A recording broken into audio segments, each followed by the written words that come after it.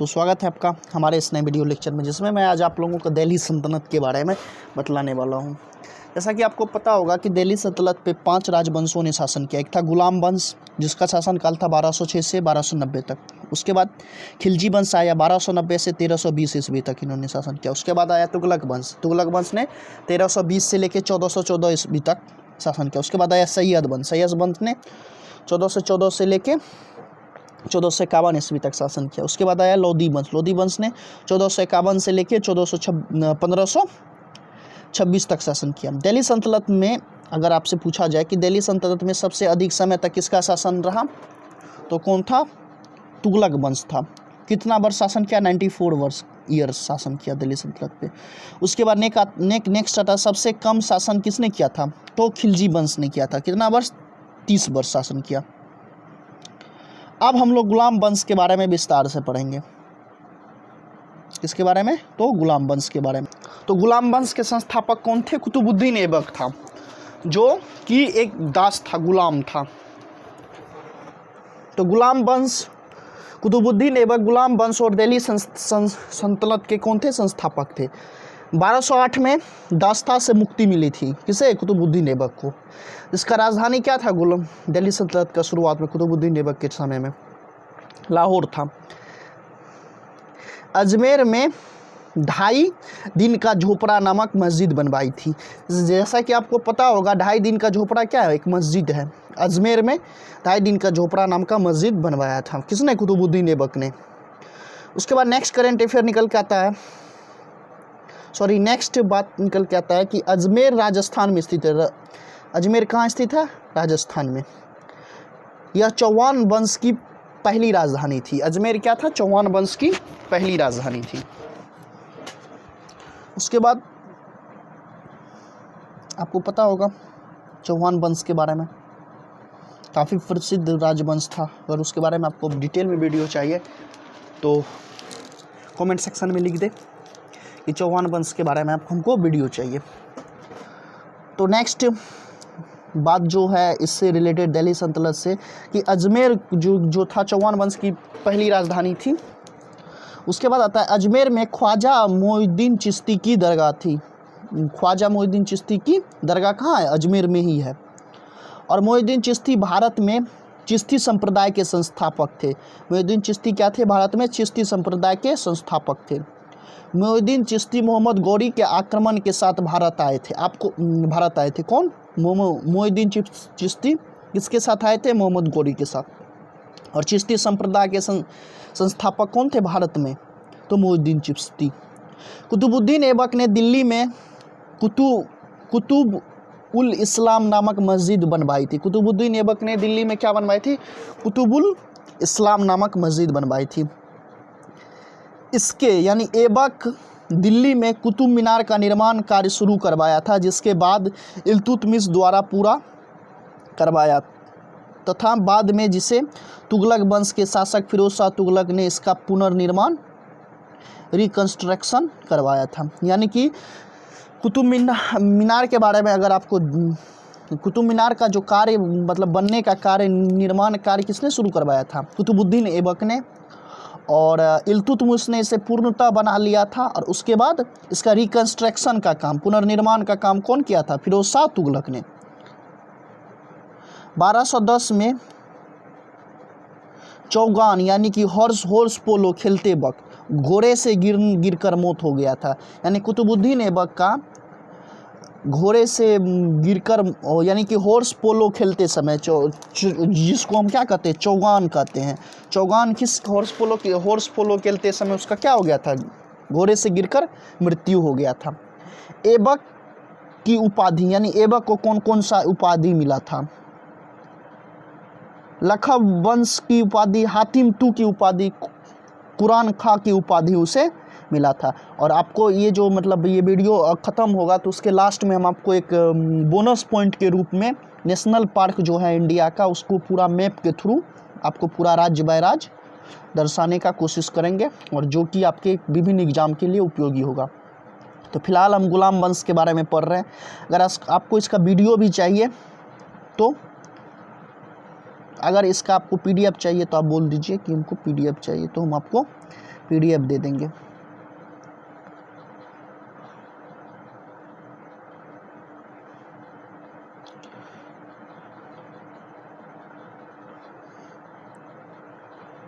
वक्ता प्रणाली किसने चलाई थी? कुतुबुद्दीन ऐबक ने। 40 गुलाम सरदारों का संगठन जो बनाया था वो तुर्कान ए चहलवागी के नाम से जाना जाता था।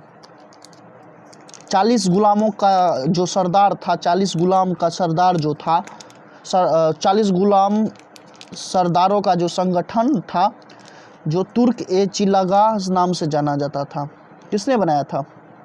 कुतुबुद्दीन ऐबक के समय में हुआ था। सर्वप्रथम दिल्ली के अमीरों का दमन किया था, कौन किसने? कुतुबुद्दीन ऐबक ने। दिल्ली का कुतुब उल इस्लाम मस्जिद और अजमेर का 2.5 दिन का झोपड़ा नामक मस्जिद का निर्माण ऐबक ने करवाया था।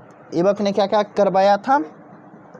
तो दिल्ली का कुतुबुल मस्जिद और कुतुबुल इस्लाम मस्जिद और अजमेर का 2.5 दिन का झोपड़ा नामक मस्जिद का निर्माण किसने करवाया था? कुतुबुद्दीन ऐबक ने करवाया था। ऐबक को लाख बख्श्त यानी लाखों दान देने वाला भी कहा जाता था। ऐबक को क्या कहा जाता? लाख बख्श्त यानी लाखों का दान देने वाला भी कहा जाता था।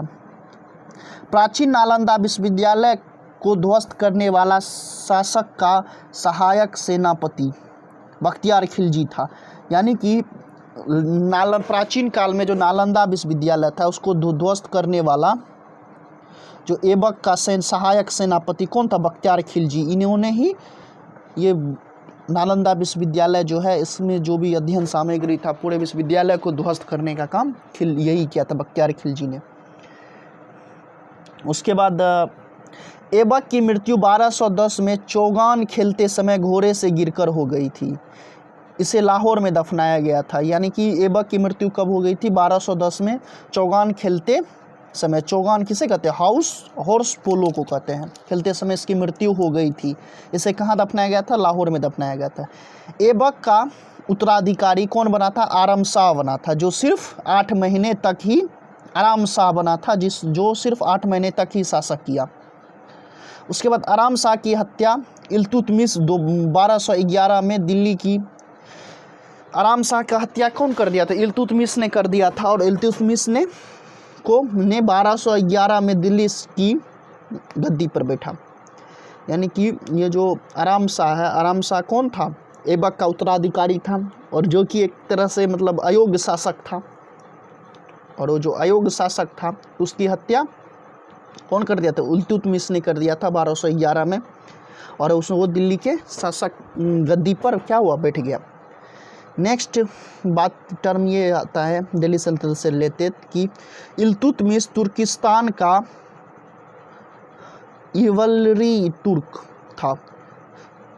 तुर्किस्तान का क्या था? ये जो इल्तुतमिश जो था तुर्किस्तान का क्या था? इवरली तुर्क था, जो ऐबक का गुलाम एवं दामाद था। जो क्या था? ऐबक का गुलाम और दमाद था। ऐबक की मृत्यु के समय वह बदामू का गवर्नर था। इल्तुतमिश ऐबक की मृत्यु के समय कहाँ का गवर्नर था? बदामू का। इल्तुतमिश लाहौर से राजधानी को स्थानांतरित करके दिल्ली लाया था। यानी कि दिल्ली सल्तनत का राजधानी दिल्ली लाने वाला कौन था? इल्तुतमिश था। और उसके शासक बनने से पहले कहाँ था राजधानी? तो लाहौर था। किसने लाहौर राजधानी दिल्ली सल्तनत का? तो कुतुबुद्दीन ऐबक ने बनाया था दिल्ली, लाहौर। उसके बाद आता है इल्तुतमिश लाहौर से राजधानी को स्थानांतरित करके दिल्ली लाया। इसने हौज ए सुल्तानी का निर्माण देहली एक कुहरा के निकट करवाया था। यानी कि इसने हौज ए सुल्तानी का निर्माण देहली एक कुहरा के निकट करवाया था। इल्तुतमिश पहला शासक था जिन्होंने 1220 में बगदाद के खलीफा से सुल्तान की वैधानिक स्वीकृति प्राप्त की थी। यानी कि ये पहला एक शासक था जिन्होंने बगदाद की खलीफा से बगदाद का जो खलीफा था 1220 में क्या प्राप्त किया था? सुल्तान की वैधानिक स्वीकृति प्राप्त किया था। इल्तुतमिश की मृत्यु अप्रैल 1236 में हो गई थी। यानी कि इल्तुतमिश कब इस दुनिया से चल बसे थे? 1236 में। इल्तुतमिश की मृत्यु 1236 में हो गया था। चंगेज़ खां से बचने के लिए ख्वारिज़्म के सम्राट जलालुद्दीन को इल्तुतमिश ने अपने यहाँ शरण दिया था। आपको पता होगा चंगेज़ खां काफ़ी क्रूर शासक था, जिससे बचने के लिए जिससे भाग रहा था, जिसके डर से, कौन? ख्वारिज़्म के सम्राट जलालुद्दीन, जिसको शरण किसने दिया था? इल्तुतमिश ने दिया था। इल्तुतमिश के बाद उसका पुत्र रुकनुद्दीन फिरोज गद्दी पर बैठा। इल्तुतमिश के बाद उसका पुत्र रुकनुद्दीन फिरोज गद्दी पर बैठा। वह अयोग्य शासक था। उसके अल्पकालिक शासन में राजदरबार में सिजदा एवं पलोसा प्रथा की शुरुआत बलबन ने की थी। यानी कि उसका जो राज दरबार था उसमें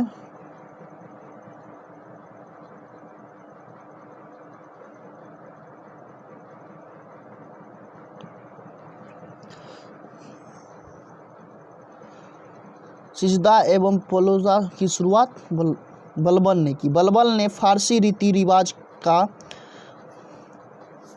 आधारित नवरोज उत्सव को आरंभ किया था।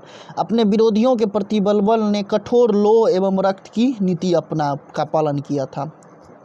नसीरुद्दीन ने बलबन को अलगू खान की उपाधि प्रदान की थी। नसीरुद्दीन ने बलबन को कौन सी उपाधि प्रदान की थी? तो अलगू खां की उपाधि प्रदान की थी। बलबन के दरबार में फारसी के प्रसिद्ध कवि अमीर खुसरो एवं अमीर हसन रहते थे। यानी कि फारसी के प्रमुख कवि जो थे अमीर खुसरो और अमीर हसन का किसके शासनकाल में रहा करते थे? बलबन के। गुलाम वंश का अंतिम शासक कौन था? शमूउद्दीन तैमूर गुलाम वंश का अंतिम शासक था। अब देखिए, जैसे मंगोल के बारे में कुछ जान लीजिए। मंगोल चीन के उत्तर में गोबी के रेगिस्तान के निवासी थे। यह एक घूमने फिरने वाली अर्धसभ्य जाति थी तथा उसका मुख्य पेशा घोड़े और अन्य पशुओं का पालन करना। वे बहुत गंदे रहते थे तथा सभी प्रकार के मांस खाते थे। उनमें स्त्री विषयक नीति का सर्वथा अभाव था। यद्यपि माँ का सम्मान करते थे। वे विभिन्न कबीलों में बैठे थे। इन्हीं कबीलों में से एक ने 1163 में तेम्युचिन उर्फ चंगेज़ खां था। चंगेज़ खां कौन था? ये मंगोल था। उसके बाद कौन आता है? खिलजी वंश। खिलजी वंश दिल्ली सल्तनत में सबसे कम समय तक शासक किसने किया था? खिलजी वंश ने। जलालुद्दीन फिरोज खिलजी 1290 से 1296 इसका शासनकाल रहा। खिलजी वंश का संस्थापक था। 1296 में उनके भतीजों और दामाद अलाउद्दीन खिलजी ने इसकी हत्या कर दी थी। दीवाने वकूफ़ न्याय विभाग की स्थापना की थी। जलालुद्दीन खिलजी ने दीवाने वफ़ यानी कि न्याय विभाग की स्थापना किया था। और उसकी हत्या करने के बाद अलाउद्दीन खिलजी गद्दी पे बैठा 1296 में। दिल्ली सल्तनत का पहला शासक जिसने खलीफा का सत्ता को मानने से इनकार कर दिया था और धर्म, ये जो अलाउद्दीन खिलजी जो था, दिल्ली खलीफा का सत्ता जो था उसे मानने से क्या कर दिया था? इनकार कर दिया था और धर्म को राजनीति से अलग किया था। मंगोल के सर्वाधिक आक्रमण, यानी कि अलाउद्दीन खिलजी के समय में ही मंगोलों के सर्वाधिक आक्रमण हुआ था। दिल्ली में सीरी का किला बनवाया। यानी कि दिल्ली में क्या किया था? सीरी का किला बनवाया था। अस्थाई एवं विशाल सेना बनवाई थी। इसने क्या की थी? अस्थाई एवं विशाल सेना बनवाई थी। सेना को नगद में वेतन दिया था। इन्होंने ही सेना को नगद में वेतन दिया था। दीवाने रियासत के माध्यम से बाजार नियंत्रण प्रणाली चलाई थी। ये जो अलाउद्दीन खिलजी था, दीवाने रियासत के रूप में बाजार नियंत्रण प्रणाली चलाई थी। दाग और हुलिया प्रणाली की शुरुआत किया था। दाग और हुलिया प्रणाली की शुरुआत किसने किया था? अलाउद्दीन खिलजी ने। सिकंदर ए सनानी की उपाधि सिकंदर सानी की उपाधि ली थी? कौन? अलाउद्दीन खिलजी ने। नया धर्म चलाने का प्रयास किया था? दिल्ली में अलाई दरवाज़ा बनवाया था? कौन? अलाउद्दीन खिलजी ने। अलाउद्दीन खिलजी ने पहला आक्रमण गुजरात पर किया था। इसी आक्रमण के दौरान गुजरात स्थित खंभात की खाड़ी में अलाउद्दीन की सेनापति नुसरत शाह ने मालिक कफूर नाम के हिजड़े को 1000 दिनार में खरीदा था। इसी आक्रमण के दौरान गुजरात स्थित खंभात की खाड़ी से अलाउद्दीन के सेनापति नुसरत शाह ने मालिक काफूर नाम के हिजड़े को 1000 दिनार में खरीदा था। अलाउद्दीन खिलजी के शासनकाल में 1207 से 1306 तक मंगोलों के 6 आक्रमण हुए। प्रथम आक्रमण 1297 में, यानी 1287 से लेके 1306 तक मंगोलों के 6 आक्रमण हुए थे। प्रथम आक्रमण 1297 में कादर खां के नेतृत्व में, दूसरा आक्रमण 1298 में सल्दी के नेतृत्व में, चौथा आक्रमण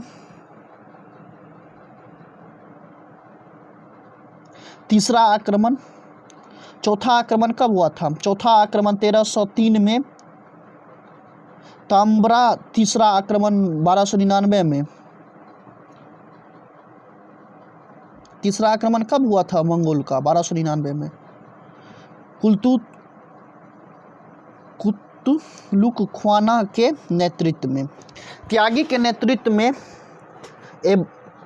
एवं छठा, पांचवा किसके नेतृत्व में होता है? त्यागी के नेतृत्व। चौथा जो हुआ था कुतुलुक ख्वाना के नेतृत्व में, तीसरा हुआ था। उसके बाद त्यागी के नेतृत्व में, एवं छठा एवं पचमा का किसके आक्रमण के समय में हुआ था? पचमा आक्रमण 1305 ईस्वी में।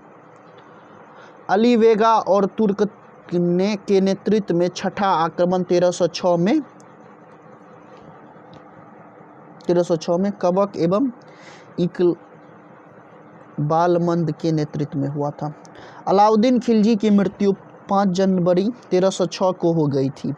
अलाउद्दीन मुबारक खिलजी 1326-16 में ईस्वी को दिल्ली के सिंहासन पर बैठा। इसे नग्न स्त्री और पुरुष का संगत क्या था? पसंद था।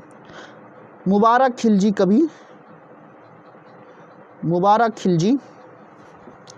कभी कभी राज दरबार में स्त्रियों का वस्त्र पहनकर आ जाता था। बर्नी के अनुसार मुबारक कभी कभी नग्न होकर दरबारियों के बीच दौरा करता था। बर्नी के अनुसार, बर्नी जो लेखक थे। मुबारक ने खलीफा की उपाधि धारण किया था। मुबारक जो था खलीफा की उपाधि धारण किया था। मुबारक के वजीर खुसरो खां ने 15 अप्रैल 1320 को इसकी हत्या कर दी थी और स्वयं दिल्ली के शासन पर बैठा। सिंहासन पर क्या हुआ? बैठ गया स्वयं। खुसरो खां ने पैगंबर के सेनापति की उपाधि धारण की और तुगलक वंश 1326 से 1314 तक आया।